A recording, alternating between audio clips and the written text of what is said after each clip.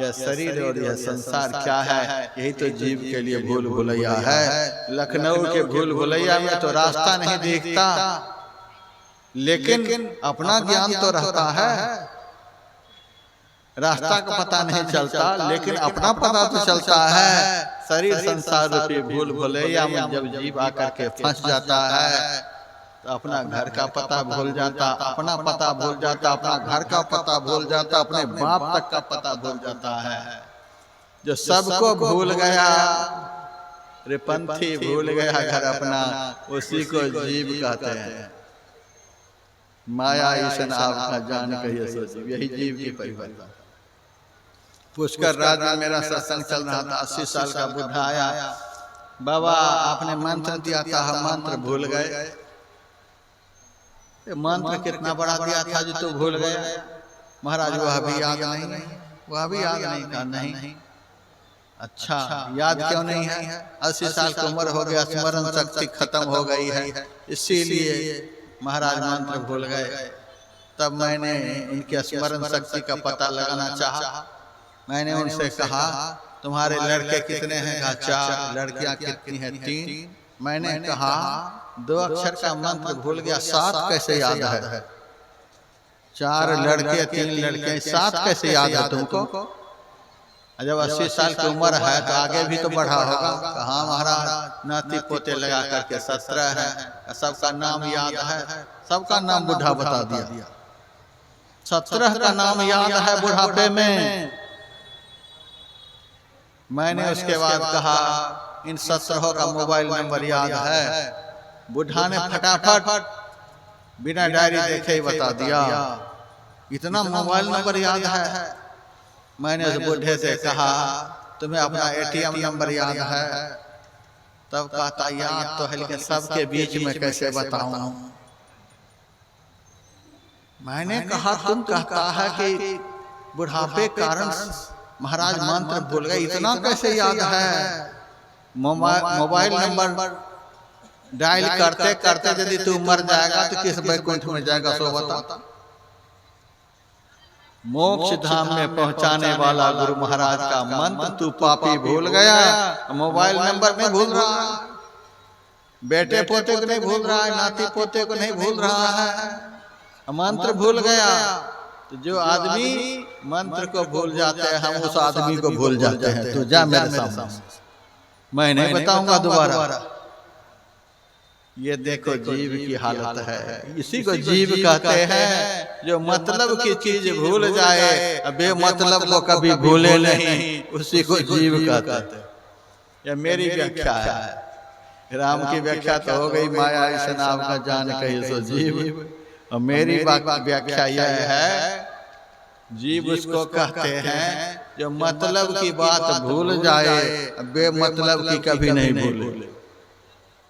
50 साल पहले किसी ने एक गाली दे दी है तो वह आदमी सामने आता तुरंत याद आ जाती, इन्होंने हमको गाली दी। एक गाली को भूलते नहीं, 3-3 घंटे के भाषण को पंडाल से निकलते ही भूल जाते। इसी को जीव कहते हैं।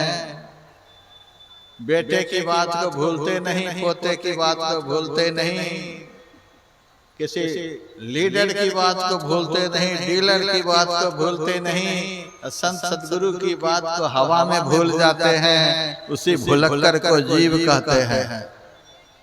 सुन लो जीव की व्याख्या। माया ईश नाम का जान कहिए सो जीव, बंध मोक्ष प्रद सर्व पर माया प्रेरक शिव। जो बंधन देने में समर्थ हैं, मोक्ष देने में समर्थ हैं, सबसे परे हैं, सब में व्यापक हैं, सब में समाये हैं, सबका जानते हैं, सबको समझते हैं, ऐसे सर्वज्ञ सनातन परात्पर ब्रह्म को ईश्वर कहते हैं। धर्म ते विरति ज्ञान जोग ते ज्ञाना, ज्ञान मोक्ष प्रद वेद वखाना। धर्म उस पवित्रतम कर्म को कहते हैं जिसके करने से मन में वैराग्य हो जाए। एकादशी करने को सर्वोत्तम धर्म नहीं कहते हैं, चतुर्दशी को सर्वोत्तम धर्म नहीं कहते हैं। धर्म की परिभाषा क्या है? जिस कर्म के करने से मन में संसार के विषयों से भोगों से वैराग्य हो जाए, उसी कर्म का नाम धर्म। धर्म ते विरति, वैराग्य हो गया। कल मैंने सुनाया था, झूठ, चोरी, नशा, हिंसा, व्यभिचार, ये 5 अधर्म हैं। इन 5 अधर्म के त्याग को ही धर्म कहते हैं। जिन्होंने 5 अधर्म का त्याग कर देगा, उनको संसार से तुरंत वैराग्य हो जाएगा और परमात्मा के चरणों में अनुराग हो जाएगा। इसी को धर्म कहते हैं। धर्म ते विरति। वैराग्य किसे कहते हैं? धर्म ते विरति। एक एक शब्द एक दूसरे से जुड़ा हुआ। शांति से बैठे रहे महाराज, थोड़ा सा। धर्म ते विरति, एक एक शब्द को सुनिए, एक दूसरे से जुड़ा हुआ। धर्म किसको कहते हैं? जिसके करने से मन में वैराग्य हो जाए। वैराग्य किसे कहते हैं? अब दूसरी तरह से वैराग्य की व्याख्या। धर्म ते विरति, योग ते ज्ञाना। वैराग्य से कहते हैं जिसके उत्पन्न होने से संसार से वियोग हो जाए, संसार बनाने वाले से संयोग हो जाए, उसी को वैराग्य कहते हैं। विरति के बाद योग शब्द है। वैराग्य उसको कहते हैं कि संसार से वियोग, संसार बनाने वाले से योग, संयोग, मिलाप, मिलन। योग किसे कहते हैं? जिनसे मिलकर के स्वस्वरूप का ज्ञान हो जाए। योग उस कर्म का नाम है, उस क्रिया का नाम है जिसके करने से अपना भी ज्ञान हो, परमात्मा का भी ज्ञान हो। उसी को योग कहते हैं। ज्ञान किसे कहते हैं? जिसके होने से मोक्ष मिल जाए, शरीर संसार के बंधन से छुटकारा मिल जाए। योग ते ज्ञाना, ज्ञान मोक्ष प्रद वेद बखाना। अब जल्दी जल्दी में तुरंत जाते बेग द्रवोमय भाई, सोमम भगत भगत सुखदाई। ए भाई, जिस कर्म के करने से मैं बहुत जल्दी द्रवीभूत हो जाता हूँ, उसी कर्म का नाम भक्ति है। भगवान द्रवित हो जाते हैं। कहाँ प्रकृति पार प्रभु सबोर वासी। प्रकृति से परे परमात्मा है। सृष्टि में सबसे परे, सबसे ऊंचाई पर रहने वाले परमात्मा, इतनी ऊंचाई पर रहने वाले परमात्मा जिस कर्म के करने से प्रसन्न होकर के भक्त के सामने प्रकट हो जाते हैं। किस रूप में? सद्गुरु के रूप में। भक्ति उस कर्म को कहते हैं जिस कर्म के करने से परमात्मा द्रवित होकर के निराकार से साकार हो जाए।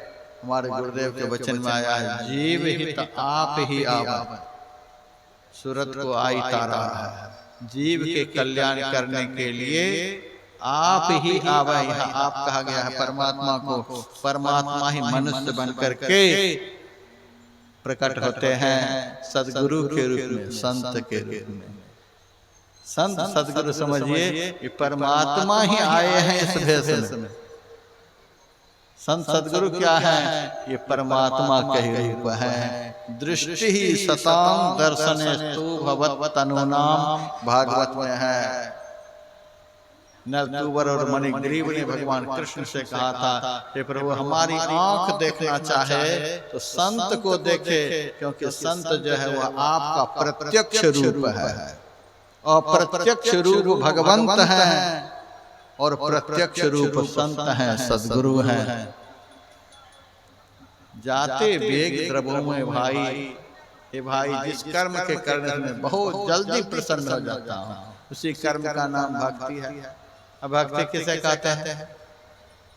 भज धातु में कितिन प्रत्यय लगाने से भक्ति शब्द बनता है, जिसका अर्थ होता है सेवा। जिस कर्म के करने से सेव्य प्रसन्न हो जाएं, उसी कर्म का नाम भक्ति है। हमारे गुरुदेव ने इस भक्ति का बड़ा ही सुंदर विश्लेषण किया। प्रभु मिलने जो पथ धरि जाते, संतन घट में बतलाए, संतन घट में बतलाए। ज्योति नाद का मार्ग बना है, धरा जाए तिल से, लोधर जत्न करो दिल से। ज्ञान का अर्थ होता है जानना, योग का अर्थ होता है मिलना, भक्ति का अर्थ है चलना। ज्ञान का अर्थ जानना, योग का अर्थ मिलना। जिनको आपने महापुरुषों से सुन करके जाना और जान करके उनसे मिलने के लिए मन बनाया, मन बना करके चल दिए, ये चलना जो है वही भक्ति है। ज्ञान का अर्थ जानना। अभी हम आप लोग परमात्मा के विषय में जान रहे, परमात्मा कैसे है। योग का अर्थ चलते चलते उनसे मिल गए। आत्मा और परमात्मा के मिलन का ही नाम असली योग है। यह है योग, मिलन या योग हुआ, और उनसे मिलने का जो ज्ञान प्राप्त हुआ वो सब जगह है, यह ज्ञान हुआ। और उनसे मिलने के लिए जो चल दिए, चल जो दिए उनसे मिलने के लिए, उसी चलने का नाम भक्ति है। भक्ति किए बगैर आप चल नहीं सकते। जो चलाए वही भक्ति है। योग तो अंतिम प्रक्रिया है, मिल गए। ज्ञान का अर्थ जानना हो गया, लेकिन चले बगैर जानेंगे कैसे, मिलेंगे कैसे। इसलिए सबसे महत्वपूर्ण है भक्ति। प्रभु मिलने जो पथ धरि जाते, संतन घट में बतलाए। मिलेगा कौन, किससे मिलेगा? आत्मा इस शरीर में है, आत्मा मिलेगी किससे? परमात्मा से। आत्मा और परमात्मा के मिलन का ही नाम योग है। तो आत्मा कहाँ है? इस शरीर के अंदर। परमात्मा सब जगह है, हमारे शरीर के अंदर में ही, अंदर में भी है। तो मिलन कहाँ होगा? जो मिलेगा शरीर के अंदर, जिनसे मिलेगा वो भी शरीर के अंदर। तो मिलन कहाँ होगा? तो अंदर में। तो रास्ता कहाँ होगा? तो अंदर में। वह अंदर का रास्ता कैसा है? ज्योतिनाद का मार्ग बना है। उस मार्ग का आरंभ आज्ञा चक्र से होता है। और वो मार्ग कैसा है? ज्योतिनाद का मार्ग बना है। जब मानस जाप करते करते मन का कुछ सिमटाव हो जाएगा, इष्ट के रूप का ध्यान करते करते मन का और बहुत कुछ सिमटा हो जाएगा। इष्ट के मुखारविंद का ध्यान करते करते मन का और कुछ सिमटा हो जाएगा। फिर दोनों आंखों के मध्य आज्ञा चक्र में ध्यान लगाते लगाते मन का पूर्ण सिमटा हो जाएगा। दृष्टि और मन के पूर्ण सिमटा होने पर जो सबसे पहला प्रकाश चिन्ह प्रकट होगा, वह चिन्ह ही अंदर के रास्ता का आरंभिक स्थान है। उसी चिन्ह से अंदर का रास्ता शुरू होता है। उसी चिन्ह का नाम सुखमना है, बिंदु है। वहीं से अंदर का रास्ता शुरू होता है। क्योंकि रास्ता का एक छोर यात्री के साथ होता है, दूसरा छोर मंजिल होता है। यात्री कौन है? ये जीव ही यात्री है। जीव का निवास कहाँ है? पहला चिन्ह जो दृष्टि के निरोध होने पर प्रकट होता है, उसी चिन्ह के बीच में जीव का निवास है। बिंदु मध्य जीवात्मा सूक्ष्म रूपेण वर्तते। बिंदु के मध्य में जीव का निवास है। तो उसी बिंदु से रास्ता का आरंभ है। हम जब यहाँ से पंचलवा से चलेंगे, जहाँ जाना है, तो हम बीच बीच में बहुत कुछ देखते हुए जाएंगे। ये गांव आया, वो गांव आया, वो गांव आया, वो गांव आया। जब हम खगड़िया से दिल्ली के लिए चलते हैं तो हमें स्टेशन दिखता जाता है। ये बेगूसराय आ गया, ये बरौनी आ गया, अब बक्सर आ गया, मुगलसराय आ गया, अब आ गया कानपुर, फिर धीरे धीरे दिल्ली। बहुत स्टेशन देखते हैं। उसी तरह से अंदर के रास्ते पर चलते चलते बिंदु से जब साधक की वृत्ति आगे बढ़ती है, तारा का दर्शन होता है। अनेक तारा का दर्शन होता है, चंद्रमा का दर्शन होता है, सूरज का दर्शन होता है, एक से एक प्रकाश का दर्शन होता जाए तो समझिए कि हम अंदर के भक्ति के मार्ग पर चल रहे हैं। रिद्धि सिद्धि के प्रलोभन होने पर यदि रिद्धि सिद्धि के चक्कर में पड़ गए और प्रकाश में वृद्धि नहीं हो तो समझ लीजिए कि गाड़ी जो है भूकंप हो गया। भूकंप कर देने पर अनायास से गाड़ी रुक जाती है, कोई स्टेशन नहीं, गाड़ी खड़ी हो गई। उसी तरह से रिद्धि सिद्धि के प्रलोभन में पड़ गए, बढ़िया से बढ़िया सम्मान होने लग गया, आदर होने लग गया, आश्रम बनने लग गया, पद प्रतिष्ठा मिलने लग गई, ये सब संसार का सब कुछ मिलना जुलना शुरू हो गया और उसी चक्कर में पड़ गए तो गाड़ी भूकंप हो गई। अब आगे नहीं बढ़ पाएंगे, अब आगे नहीं बढ़ रहे हैं, अब भक्ति का मार्ग अवरुद्ध हो गया। और यदि प्रकाश पर प्रकाश, पहला चिन्ह पर जैसा प्रकाश दिख रहा था, आगे का चिन्ह प्रकट हुआ, उससे भी ज्यादा, उससे भी ज्यादा, उससे भी ज्यादा, उससे भी ज्यादा, इस क्रम से प्रकाश की वृद्धि अपने अंदर होती चली जा रही है। समझिए हम भक्ति के मार्ग पर चल रहे हैं। यही है भक्ति में गति का होना। प्रकाश बढ़ रहा है तो चल रहे हैं, बढ़ना बंद हो गया जहीं के तहीं है, एक जैसी अनुभूति, अब आगे नहीं बढ़ रहा है। समझिए गाड़ी भूकंप हो गया, कोई कारण हो गया। हमसे बहुत सादा कहते महाराज पहले देख रहे थे अब कुछ नहीं देखते हैं, कह देते गाड़ी भूकंप हो गया। सुबह ध्यान कर रहे तो बड़ा मन लग रहा था, अभी दोपहर में मन नहीं लगा, मैंने कह दिया भूकंप हो गया। पहले देख रहे थे अब नहीं देख रहे हैं, भूकंप हो गया, कोई कारण हो गया। इसीलिए कोई आदमी उतर गया, जंजीर खींच लिया, ये क्या है, काम क्रोध लोभ मोह मद मात्सर्य, कोई विकार मन में उत्पन्न हो गया, उस विकार के वशीभूत हो गए, भूकंप हो गया, आपकी गति अवरुद्ध हो गई। प्रकाश पर प्रकाश, तारा चंदा सूर पूरा नूर तजी सब नहीं रलो, प्रकाश पर प्रकाश बढ़ता जा रहा है। तो समझिए कि हम प्रकाश में चल रहे हैं, भक्ति के मार्ग पर चल रहे हैं। उसके बाद आगे शब्द भी है, त्रिकुटी में जाकर के सूर्य का दर्शन, सूर्य का दर्शन होने के बाद प्रकाश गौण हो जाता है, अनहद ध्वन्यात्मक नाद प्रबल हो जाता है। उस नाद में इतना आकर्षण है कि प्रकाश तो वहां भी है, लेकिन प्रकाश का आकर्षण खत्म हो जाता है। हमारे गुरुदेव सत्संग योग चौथा भाग में लिखा है, जैसे किसी मंडप पर बिजलियां लगा दी गई हैं, बिजलियां जगमगा रही हैं, बहुत तरह की बिजलियों का प्रबंध है, आदमी आकृष्ट हो रहा है उस प्रकाश को देख देख करके। फिर जब उसी मंडप पर बढ़िया बढ़िया गाना बजाना शुरू हो जाता है, गाने बजाने में इतना रस आने लग जाता है कि उस मंडप के प्रकाश का जो आकर्षण से पहले आकृष्ट कर रहा था वह गौण पड़ जाता है, वह आकर्षण खत्म हो गया, शब्द का आकर्षण प्रबल हो गया। अब वहां अनहद ध्वन्यात्मक नाद को सुन रहा है।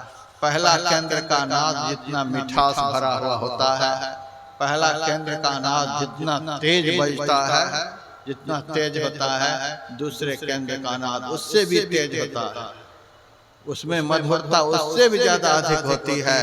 पहले केंद्र की आवाज में जितनी मिठास है, उससे भी अधिक मिठास यदि आगे की आवाज में होने लग जाए, समझिए शब्द के मार्ग पर चल रहे हैं। यदि मिठास ज्यों के त्यों है, तब समझिए कि फिर गाड़ी भूकंप हो। लेकिन मैं इतना जरूर कहूंगा, त्रिकुटी तक ही गाड़ी को कोई भूकंप कर सकता है, त्रिकुटी के आगे गाड़ी कोई भूकंप नहीं कर सकता। गाड़ी को भूकंप करने वाला कौन है? मन बुद्धि चित्त अहंकार है। मन बुद्धि चित्त अहंकार की गति कहाँ तक है? मन बुद्धि चित्त अहंकार की है त्रिकुटी लग दौर। गाड़ी को भूकंप करने वाले जितने चोर उचक्के थे सब उतर गए। अब कौन भूकंप करेगा?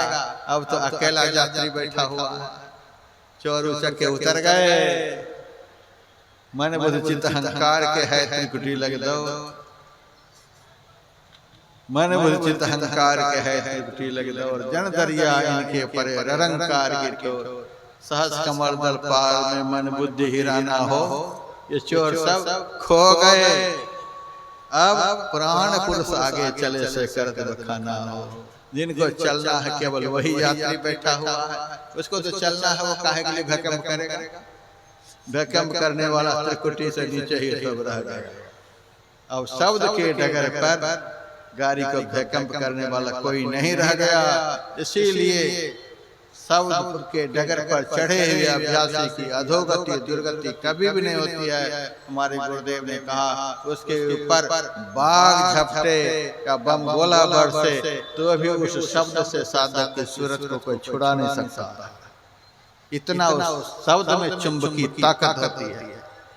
तो पहले केंद्र की आवाज में जितनी मिठास है, जितना अधिक गर्जन है, दूसरे केंद्र की आवाज उससे भी अधिक मिठास भरा हुआ, तीसरे केंद्र की आवाज उससे भी अधिक मीठा, चौथे केंद्र की आवाज उससे भी अधिक मीठी, एक से एक केंद्र की आवाज उससे भी अधिक मधुर, उससे भी अधिक मधुर, उससे भी अधिक मधुर, उससे भी अधिक घोर गर्जनायुक्त। तब समझिए हम शब्द के डगर पर चल रहे हैं। चलते चलते जब शब्द का गर्जन भी समाप्त हो जाए तब समझ लीजिए कब यात्रा तय हो गई। शब्द का गर्जन कहाँ जाकर के बंद होता है? जहाँ से शब्द की उत्पत्ति हुई है। शब्द की उत्पत्ति कहाँ से हुई है? ब्रह्म से, परमात्मा से। वह शब्द जहाँ से उत्पन्न हुआ, आदि केंद्र का शब्द परमात्मा से उत्पन्न हुआ है, परमात्मा में जाकर के विलीन हो गया। और उस शब्द को सुनने वाला उस शब्द के साथ वह भी परमात्मा में विलीन हो गया। गुरुदेव कहते हैं सार शब्द ध्वनि संग सूरत हो अकह में लीन। जिसके विषय में कोई कह नहीं सकता उसी को अकह कहते हैं, उसी को परमात्मा कहते हैं। प्रभु वर्णन में आवे नहीं, परमात्मा को अकह कहा गया। सार शब्द ध्वनि संग आदि नाम अंतिम केंद्र का शब्द सूरत को खींच करके अकह में लीनी, परमात्मा में लीन करा दिया। स्वयं भी लीन हो गया और सुनने वाली सूरत को भी लीन करा दिया। सूरत हो अकह में लीन। अब वहाँ क्या होता? अध्वनि। अब वहाँ ध्वनि नहीं, अशब्द, फिर वहाँ कोई शब्द नहीं रह गया। जहाँ न ध्वनि है न कोई शब्द है, वही शब्दातीत पद है, वही परम निर्वाण पद है। अध्वनि, अशब्द, अनाम, वहाँ कोई नाम नहीं रह गया। नाम नामी में मिल गया। अनाम परम पद गति की भिन्नी, दुनिया के सारे पदों से वह पद भिन्न है। ऐसा पद उस जीव को प्राप्त हो गया।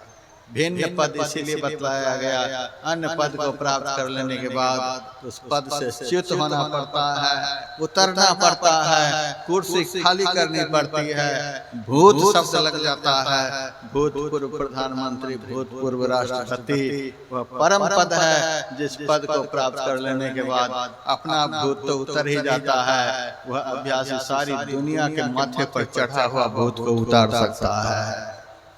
परम पद गति की भिनी, द्वंद्व द्वैत संरहित सो प्रभु पद पाई के, अरे हारे में ही सुरतन लौटे बहुरिन जन्म में आई के।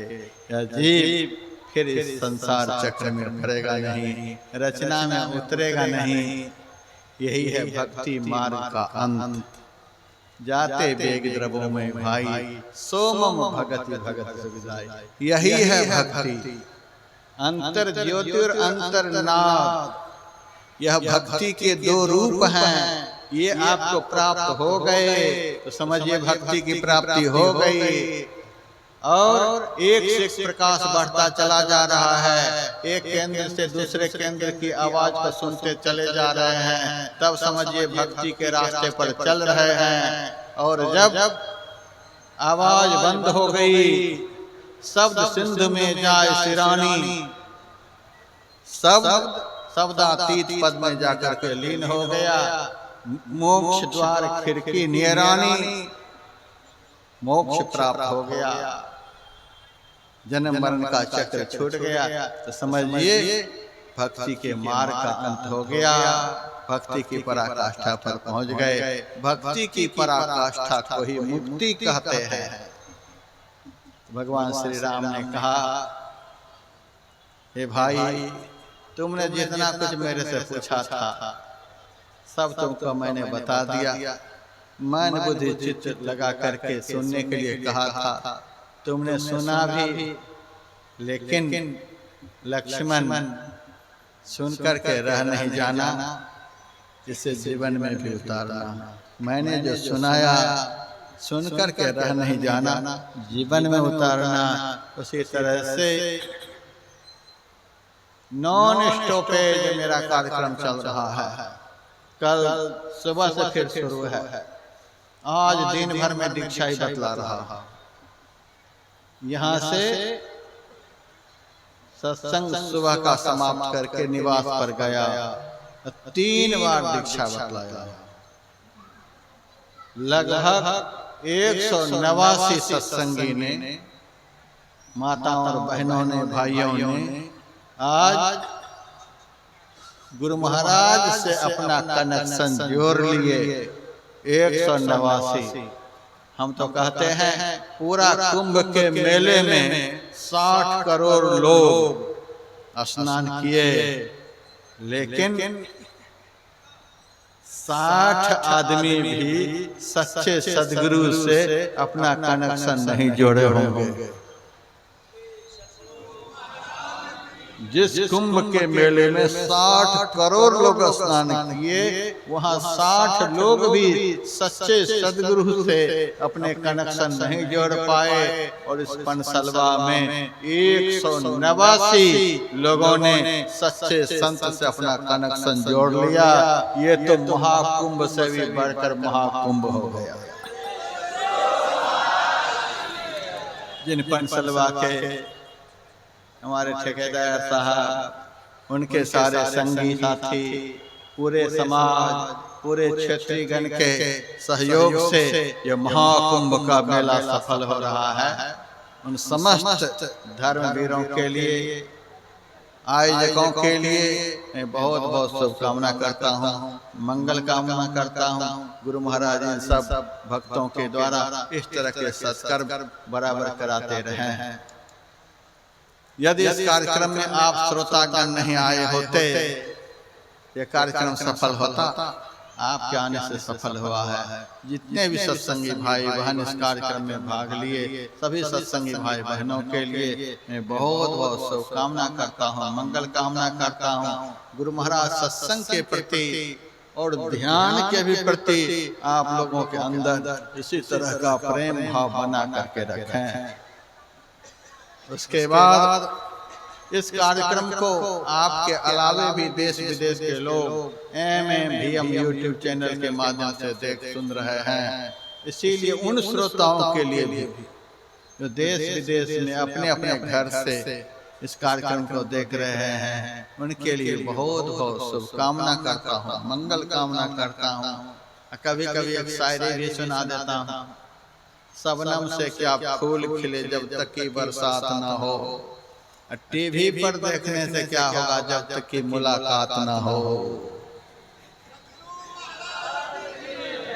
कभी कभी पनसलवा में आकर के यहाँ के दही चूड़ा का भोज भी सत्संग में आकर के देख लेना कि कैसे इतनी संख्या में आए हुए सत्संगी भाई बहनों को दही चूड़ा के भोज खिलाए जाते हैं। बहुत सत्संग हम देखे हैं, देखते चले आ रहे हैं। खिचड़ी पर आफत होती है, खिचड़ी पर आफत होती है। और यहाँ के उदार सत्संगी भाई बहनों ने जिस गांव के लिए हमारे गुरुदेव कहते, कौन कहता है इसको पनसलवा है, यह तो दूध सलवा है। हमारे मन में रहा होगा ये तो गुरु महाराज के समय की बात होगी, लेकिन कल मुझे पता चला यहाँ चूरा दही नहीं, दही चूरा का भोज हुआ था। साथ में ज्यादा से ज्यादा हमारे सत्संगी खाएं, इसीलिए चखना भी था सब्जी। सब्जी यदि दही चूड़ा पर पड़ जाए तो पाव भर आधा किलो और खींच लेता है आदमी, तो उसकी भी व्यवस्था थी। ये भरपूर भंडारे की व्यवस्था थी।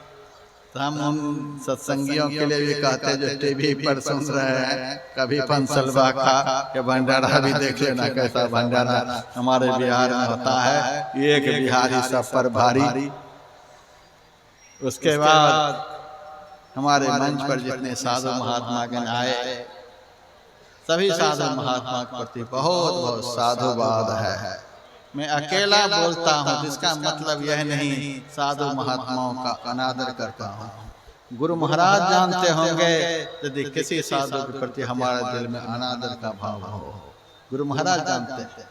साधु के प्रति हमारे दिल में बहुत आदर का भाव है। साधु बन करके यदि संत मत की मर्यादा को अमर्यादित करते हैं तो वहाँ पर मैं थोड़ा बहुत बाएं दाएं बोल जाता हूँ। नहीं तो साधु का अनादर कौन कर सकता? जिनका आदर राम ने किया है, कृष्ण ने किया है, उसका अनादर व्यासानंद करेगा। और संत मत के मंच पर से कभी संभव नहीं। मंच सभी साधु महात्माओं के लिए बहुत बहुत साधुवाद है। गायक वादक के लिए भी बहुत बहुत शुभकामना है। हमारे गोपाल जी की टीम है जो MMVM यूट्यूब चैनल को चलाती है, इस टीम के लिए बहुत बहुत शुभकामना। इस टीम के अलावा भी यहाँ टीम देख रहे हैं, उन सब वीडियोग्राफी करने वालों के लिए भी बहुत बहुत शुभकामना, मंगल कामना करते हैं। कल सुबह की जैसे माइक व्यवस्था रहती तो शायद धन्यवाद बढ़िया से नहीं देता, लेकिन माइक की व्यवस्था सुबह के बाद बदल गई है, इसीलिए माइक ऑपरेटर के लिए भी बहुत बहुत शुभकामना, मंगल कामना करते हैं। सुबह के लिए भी माफ करते हैं, बहुत बहुत मंगल कामना। पंडाल बनाने वालों के लिए भी शुभकामना, बिजली बत्ती लगाने वालों के लिए भी शुभकामना। हमारे मंच संचालक हमारे में तो नहीं बराबर कोई जगता है, लेकिन फिर भी इतनी बड़ाई कर देते मंच पर से, हम जो शर्म के मारे सिर नीचा कर लेते। बड़े थोड़े से शब्द में इतना साफ साफ संत मत की बात को बता देते हैं। हम अपने बड़े सम्मानी शिव जी बाबू के लिए भी बहुत बहुत शुभकामना, मंगल कामना करते हैं। मंच पर बैठे हुए वरिष्ठ गणों के लिए भी शुभकामना, मंगल कामना करते हैं। बीच बीच में जयकारे भी बड़े तगड़े होते रहे। मेरे मन में हुआ जयकारा इतना तगड़ा कैसे है, तो पता चला कि भंडारा भी बड़ा तगड़ा है। भंडारा बनाने वालों के लिए भी बहुत बहुत शुभकामना, मंगल कामना करते हैं। और बड़े आदर के साथ भंडारा को खिलाया है यहाँ के भक्तों ने। उन सेवकों के लिए भी बहुत बहुत शुभकामना, मंगल कामना करते हैं। पूरे पंडाल की व्यवस्था को व्यवस्थित करने के लिए बहुत मातृवर्ग के स्वयं सेविका हैं, पुरुष वर्ग के स्वयं सेवक हैं। उन सब के लिए भी बहुत बहुत शुभकामना, मंगल कामना। एकाध यदि छूट भी गए होंगे उनके लिए भी बहुत बहुत शुभकामना करते हैं।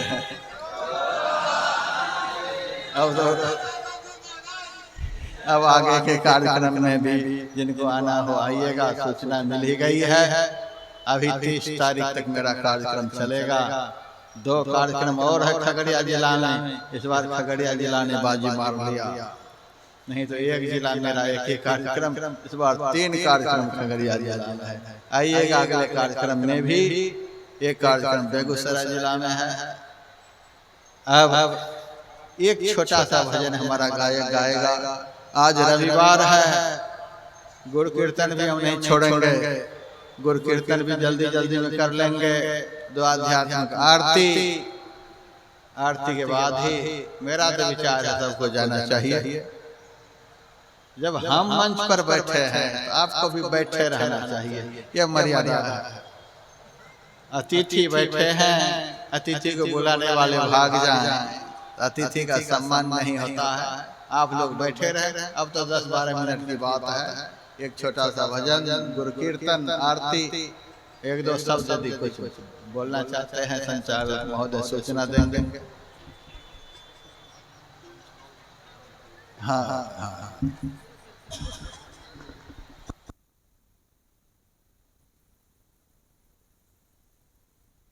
की जय।